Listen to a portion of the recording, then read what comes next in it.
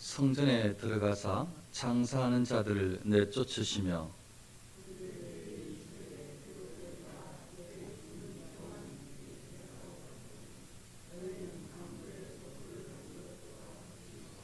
예수께서 날마다 성전에서 가르치시니 대제사장들과 서기관들과 백성의 지도자들이 그를 죽이려고 꾀하되 백성이 다 그에게 귀를 기울여 들으므로 어찌할 방도를 찾지 못하였더라.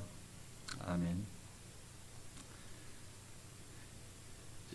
종려주일 종려가지를 들고 예수님께서 예루살렘 입성하실 때에 예루살렘 입성의 의미는 이제 예수님께서 마지막 일주일, 그러니까 십자가 사건을 십자가의 순환을 감당하시려 오시는 것입니다. 그래서 예루살렘에 올라오시는 그게 그 종려주일의 의미로 이해하셔도 되겠습니다. 아무튼 예루살렘에 올라올 때에 그 모습이 초라하지 아니하고 온 사람들이 어린아이들까지 할 것 없이 종려가지를 들고 이렇게 예수님을 호산나 찬송하리로다 하면서 이렇게 막 찬송하는 장면이 있습니다. 그렇게 승리의 입성, 아주 멋진 모습으로 예수님께서 예루살렘을 입성하셨죠. 사람들은 물론 당연히 예수님께서 이렇게 멋진 모습으로 오셨으니까 이제 이 이스라엘 백성들이 회복되리라, 혹은 이 로마의 압제에서 벗어나리라, 뭔가 잘 모르겠지만 놀라운 역사가 일어나리라, 뭐 별별 생각들을 기대들을 했을지 모르지만 사실 예수님께서는 죽으시러 올라오신 것입니다.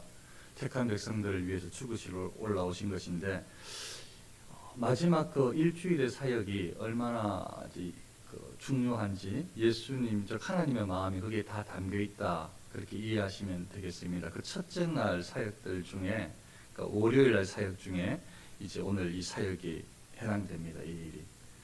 이 성전은 굉장히 중요한 의미가 있습니다. 오늘 잠깐 말씀을 드리겠지만 굉장히 중요한 의미가 있는데 예수님께서 그것을 친히 몸으로 보여주신 것이지요. 성전에서 장사하는 사람들이 있어서 내쫓았습니다. 원래 예수님 이런 건 아니시잖아요. 예수님에 대해서 어떻게 아십니까, 여러분들이? 사랑의 하나님, 어떻게 보면 사랑의 선지자, 이 세상에서 사랑이 뭔지 보여주신 분, 성인, 뭐 이렇게 세상 사람들도 아는데요.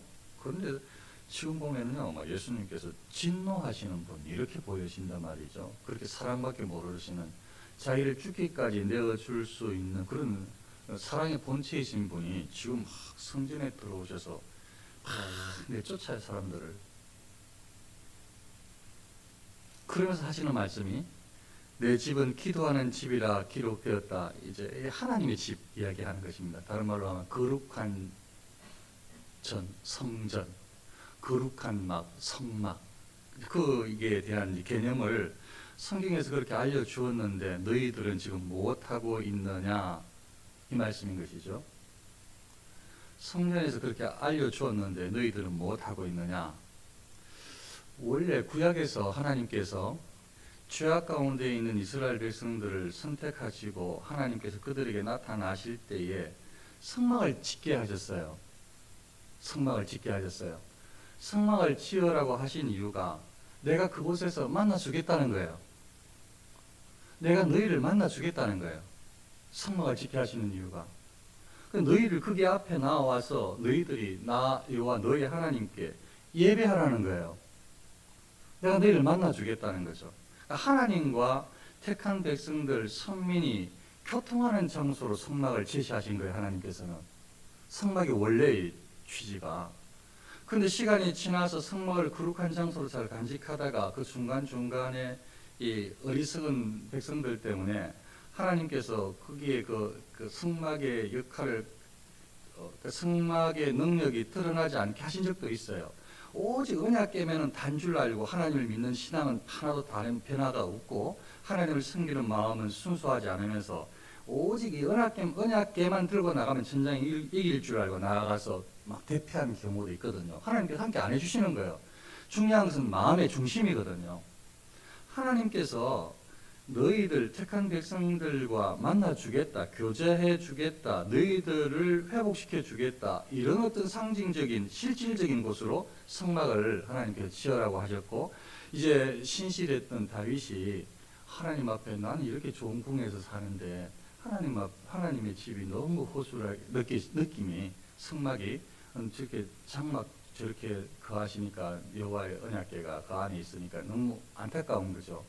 그래서 하나님 앞에 그렇게 그 성전을 이렇게 내가 구했던 것처럼 크게 멋지게 전을 지을 그런 생각들을 가졌던 거죠. 그렇게 이야기했을 때 하나님께서 그렇게 하라고 하시면서, 대신에 너는 전쟁을 많이 치렀기 때문에 너로 통해서가 아니고 너의 아들을 통해 가지고 성전을 짓게 하리라고 하셨습니다. 그래서 이제 솔로몬 성전이 지어졌어요. 하나님께서는 성전을 지어진 솔로몬 성전을 통해서 이스라엘 백성들이 그곳을 향해서 기도하고, 그곳에서 하나님 앞에 제사하고, 그곳에서 하나님께서 만나 주시고, 그곳을 통해서 하나님께서 제사장들을 통해서 또 하나님의 은혜가 입혀지도록, 백성들에게 전달되어지도록 그렇게 많은 일들을 하셨는데, 또 시기가 지나서 백성들 중에서 이 성전을 통해서 하나님의 예배가 무시되고, 하나님께서 기뻐하시는 그런 어떤 성전의 역할을 못하도록 사람들이 했을 때에 이스라엘 백성들은 포로로 끌려가고 유다도 멸망하고 성전이 회파되게 놔두셨어요. 성전의 역할을 못할 때에 성전이 이방인들한테 회파되도록 놔두셨단 말이에요. 물론 하나님께서 택한 백성들에게 믿음을 주시고 그들에게 회복의 그 기대를 허락하여 소망을 주셔서 나중에 70년 후에 다시 포로에서 돌아와서 다시 성전을 지었어요.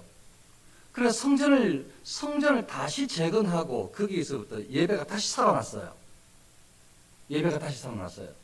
시간이 다시 지나서 예배가 다시 살아나서 은혜스럽게 제2성전 시대가 진행되었는데, 시간이 다시 흐르니까 또 하나님 앞에서 바르게 예배드리고 하나님만 바라보는 관점이 해이해지고, 마치 우상을 섬기는 듯한 이방인들의 모습과 다를 바 없는 모습이 보여지기 시작하는 거예요. 하나님 중심에서 사람 중심으로 또 바뀌는 거죠. 그러니까 지금 예수님께서 이 땅에 오셨을 때 그 제2성전의 크기에 오신 거예요, 어떻게 보면.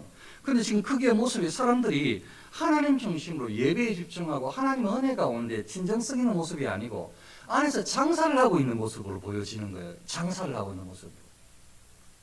성전이 여기 지금 어떤 곳인데? 하나님께서 만나주시는 곳이고, 이곳에서 회개가 일어나고 하나님 은혜를 입고 행복해야 될 곳이고, 이곳에서 말씀이, 이곳에서 기도가, 이곳에 찬양이 가득해야 될 곳인데, 여기에 지금 장사, 돈벌이 하는 모습이 일어나니까 예수님께서 이 성전의 의미를 알려주신 거죠. 유대인들이 예수님께서 말씀하신 것 중에 그 사람들이 잘못 이해한 것도 있고 잘 이해한 것도 있는데, 예를 들면은 내가 이 성전을 헐고 사흘 만에 지으리라 하신 말씀이 있잖아요. 근데 그건 사실은 예수님께서 정확하게 성전의 의미를 알려주신 거예요. 어떤 의미인가 하면, 이 성전의 기능을 하지 못하는, 이 건물이 성전의 기능을 하지 못하는 이 모습에서 지금 어떻게 보면 지금 이게 강도의 구렬로 만들어진 이 성전의 이 모습에서 이제 완전한 기능을 하는 모습으로 하나님께서 기대하시고 바꾸시는 거죠. 그게 뭔가 하면 이 육체를, 그 성경에서 이야기하기를 예수님께서 자신의 육체를 말씀하신다고 그랬어요. 예수님께서 십자가에 달려 죽으시면서 곧 자신의 육체를 허시면서, 따라오셔야 됩니다. 너무 중요한 이야기이기 때문에, 예수님께서 성전을 이 하나님 은혜 가운데 있지 못하는 이 강도의 구릴로 만든 성전을 허시면서 예수님께서 자신의 육체를 죽이면서 성전을 허시고, 예수님께서 사흘 후에 다시 부활하시면서 예수님께서 새로운 성전, 택한 백성들과 완전히 하나님과 교통하는 새로운 성전을 새로 건축하시는 그 토대가 부활이에요. 예수님께서 그래서 자신의 몸을 통해서 새 성전을 지으신 거죠. 예수님께서 자신의 몸을 통해서 실질적으로 하나님과 택한 백성들의 교제가 일어나는 은혜의 구원의 길을 열어주는 새 성전을 지으신 거예요. 그러니까 성전은 보통 중요한 의미가 아니에요. 너무 중요한 의미예요. 그래서 성전의 의미가 어디로 전달되는가 하면, 연결되는가 하면, 성전의 의미가 예수 그리스도의 부활의 육체의 모습뿐만 아니고 이제 예수님께서 하늘 위에 하나님 우편에 오르시면서 이 성전의 의미가 택한 백성들이 구원을 받고, 택한 백성들이 구원을 받아서 구원받은 백성들의 그 공동체, 연합체, 교회가 된 거예요. 성전의 의미가, 거룩한 성전의 의미, 하나님과 택한 백성들이 교제하는, 하나님의 용서가 일어나고 하나님을 찬양하는, 하나님의 은혜를 입는 놀란 그 교제의 그게 성전의 의미인데, 그 모습이 어디서 일어나냐 하면 택한 백성들의 몸에서, 저와 여러분들의 몸에서 일어난 거예요. 몸에서, 실질적으로. 그래서 교회가 얼마나 거룩한지, 예수님께서 완전한 새 성전을 지으시고 성전의 의미를 택한 교회 성도들의 모임에, 그래서 우리의 육체가, 택한 백성들의 육체가 바로 성령께서 거하시는 성전이에요. 거룩한 전. 그리고 나중에 하나님께서 새하늘과 새 땅을 택한 백성들이 허락하시거든요. 그 새하늘과 새 땅이 뭐예요? 하나님과 택한 백성들이 함께 살아가는 행복한 곳이에요. 그러니까 성전은 대체 뭐냐? 이 성막이 뭐였느냐? 이 성전, 교회가 대체 뭐냐? 여기는 항상 하나님과 택한 백성들의 이 교제, 하나님과 택한 백성들의 연합, 하나님과 택한 백성들의 하나됨, 이걸 좀 다른 말로 말하면 택한 백성들의 회복, 택한 백성들이 하나님 중심으로 회복되는 것, 죄 가운데 있던 백성들이 하나님의 은혜 가운데서 회개하면서 거룩해지는 것, 하나님 앞에 온전한 찬양과 예배의 모습이 있어지는 것, 이게 교회고 성전인 그 기능입니다.